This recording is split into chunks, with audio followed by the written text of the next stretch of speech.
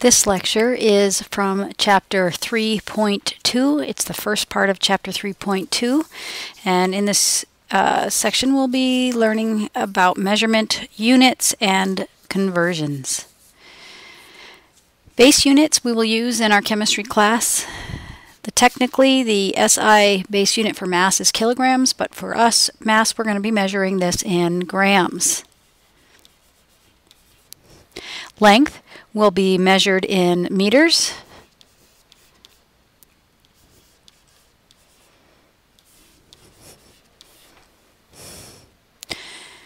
The unit abbreviation for grams is a G. The unit abbreviation for meters is an M.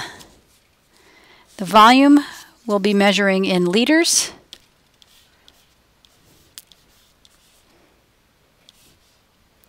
The abbreviation for this is a capital L. Temperature will be either measured in Kelvin, abbreviated with a K, or it will be measured in Celsius, which is degrees Celsius. Pressure will either be measured in atmospheres, abbreviated as ATM, or in pascals, which is abbreviated with a capital P, lowercase a.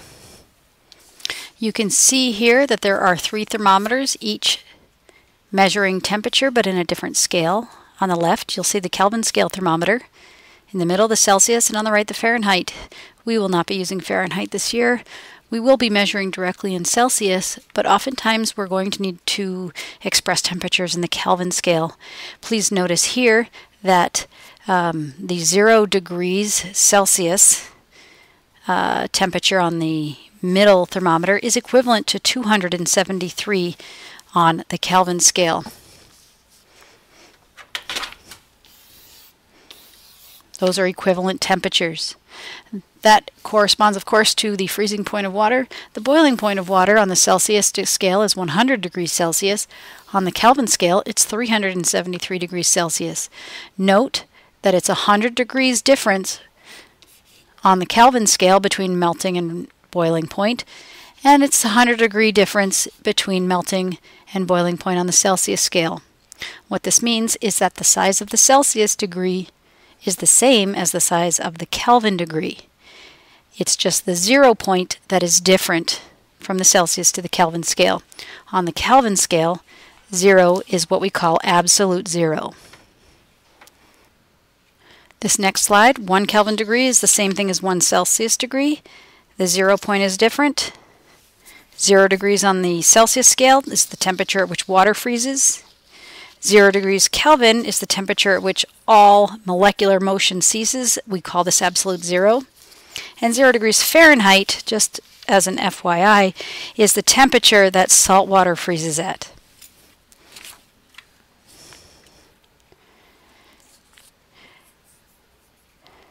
The calculation or the mathematical equation that you will use to convert back and forth between Kelvin and Celsius temperatures is K is equal to C plus 273.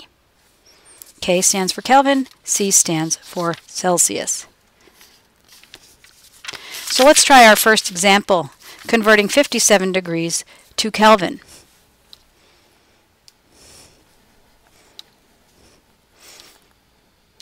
Starting with K is equal to Celsius plus 273. We're going to plug 57 in for the Celsius temperature. We'll add 273 to that, and you get K is equal to 330 degrees Kelvin. Convert 77 Kelvin to degrees Celsius. Again, starting with the Kelvin is equal to Celsius plus 273. I'm going to rearrange this equation so that we are solving for Celsius. So K minus 273 is equal to Celsius temperature. Plugging 77 in for the Kelvin minus the 273, you'll see that we get negative 196 degrees Celsius. Converting negative 29 degrees Celsius to Kelvin, again starting with the, oops, scratch that.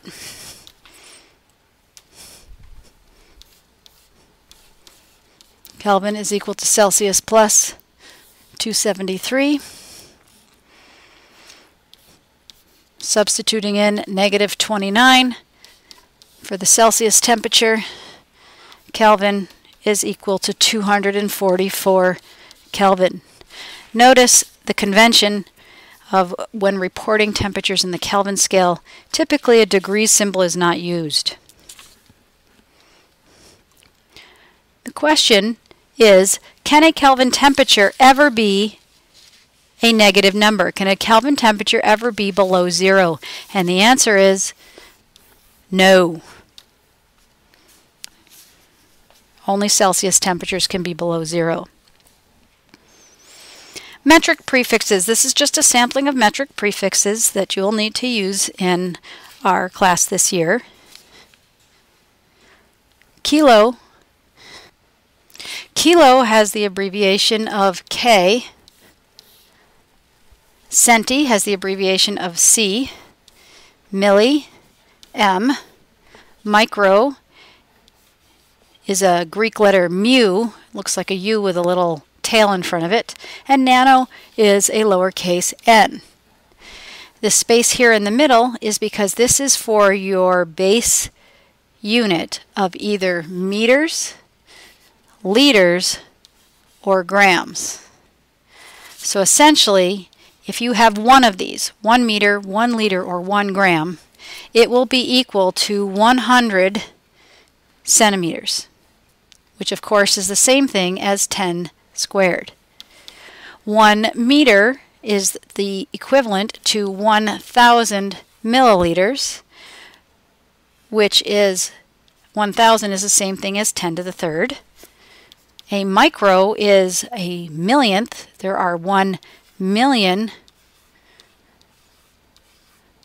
micro units in a whole meter or liter or gram, and of course that's a 10 to the 6th power. Nano is 1 billion, which is 10 to the 9th. I'm running out of room, but this number should be a billion. Now going in the other direction, 1 kilo of something is equivalent to 1,000 of the base units. We'll be using those as we do our conversions.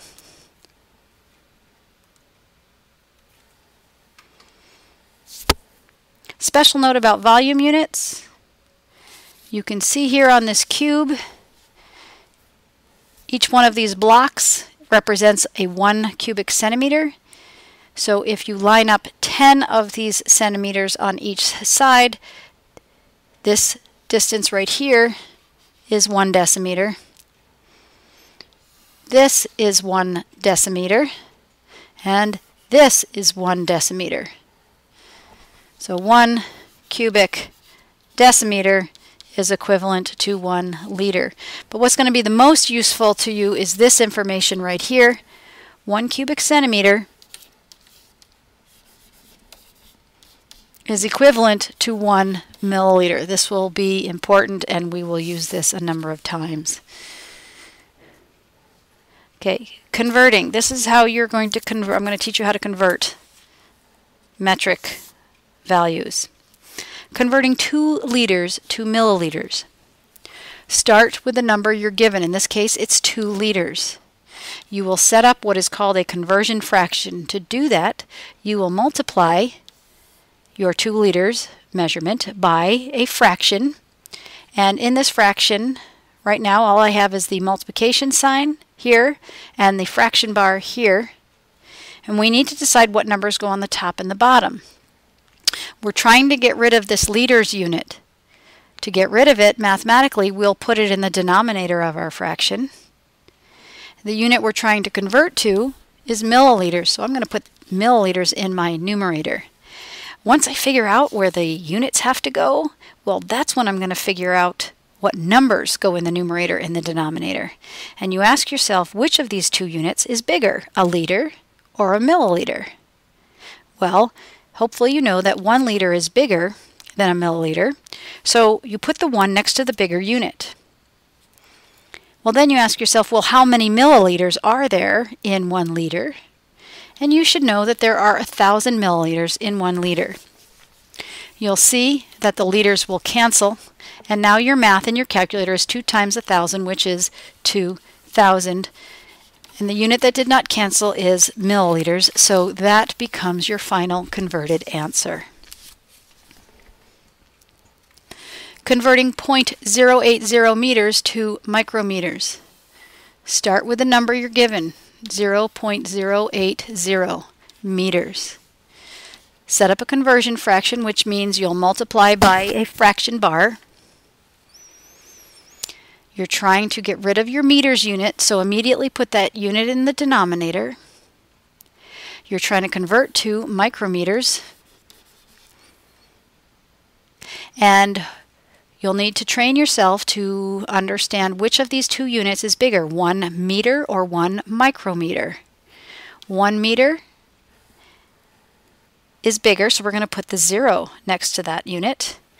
And then micro means a million. Whoops. So that's the number that you'll put next to the micrometers. 1 million micrometers is equal to 1 meter. Hopefully you're understanding that the top of this fraction and the bottom of this fraction are equivalents. The numerator is equal to the denominator here, making the value of this fraction 1. So multiplying your original number of 0.8080 times 1, you're not changing the value of the number. All we're doing is we're converting the units. So meters will cancel with meters, and the math becomes 0.080 times 1 million. And so you should get 80,000 micrometers or micrometers, depending on how you like to pronounce it. Maintaining significant figures. Our original measurement had 2 significant figures. So to maintain 2 significant figures in this calculated answer, we would put a bar over that 0.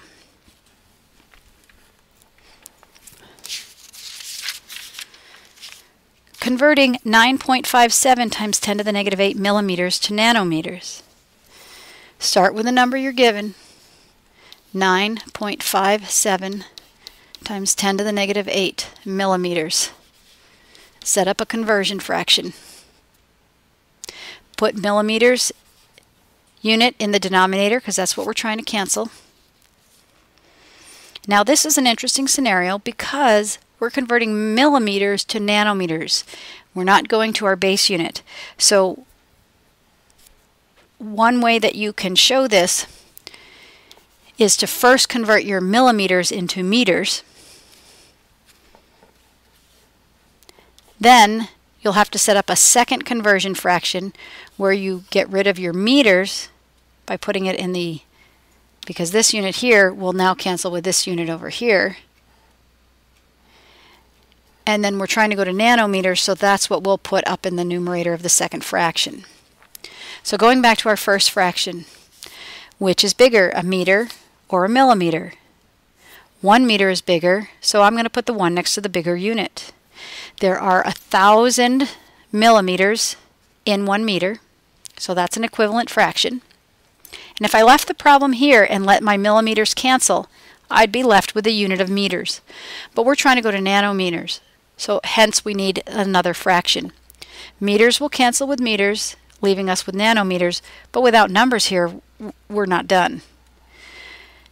1 meter is bigger than 1 nanometer, so the 1 goes next to the meter. On the top, nano means a billion, so that's 9 zeros, a 1 followed by 9 zeros. So the meters will cancel, Your math becomes 9.57 times 10 to the negative 8. Divide that by 1,000. Hit your equal sign, and then multiply that number by 1 billion. You should end up with an answer that is 0.0957 nanometers, which is equivalent to 9.57 times 10 to the negative 2 nanometers. Same answer, just one is in ordinary notation and the other one is in scientific notation. Converting 545 milligrams to kilograms. Start with the number you're given, 545 milligrams. Milligrams will go on the denominator to cancel. We're going to convert it to our base unit of a gram. 1 gram is bigger than 1 milligram. There are 1,000 milligrams in 1 gram. If we left the problem here, our answer would be in grams, which we do not want, so we have to do another conversion fraction. Now grams is going to go on the denominator, so it'll cancel with the grams that's up here. And we're going to go to kilograms. In this case, a kilogram is bigger than a gram, so 1 kilogram is equal to 1,000 grams. Grams will cancel. Your math in your calculator becomes 545 divided by 1,000 divided by 1,000 again, and you will get 0.000545 kilograms, which is equal to, of course, 5.45 times 10 to the negative 4th. Same values, just different ways of expression. So converting metric units, these are the skills you'll need to do this. You're going to need to memorize the metric prefixes, names, symbols, and values, the ones I gave you in the PowerPoint earlier. You'll then need to set up a conversion fraction. You'll set up the units in the fraction. The units must cancel. The number 1 goes next to the bigger of the 2 units in the fraction. And then you'll multiply across the numerator, and you'll divide by everything that's in the denominator. This is not cross multiplication. You must also maintain significant figures, and your final calculated answer must match the number of significant figures in your original measurement. Couple of things to practice. 7.85. Go ahead and pause the video, try it. You should end up with the number 0.785. And that would be in meters. Number 2, 0.056 liters converted to milliliters. Go ahead and pause the video, give it a shot. Now that you're back, hopefully you have found the answer to be 56 milliliters. Number 3, 0.77 kilograms converted to grams. Pause the video while you practice. Now that you're back, you should find that the number of grams here is 770.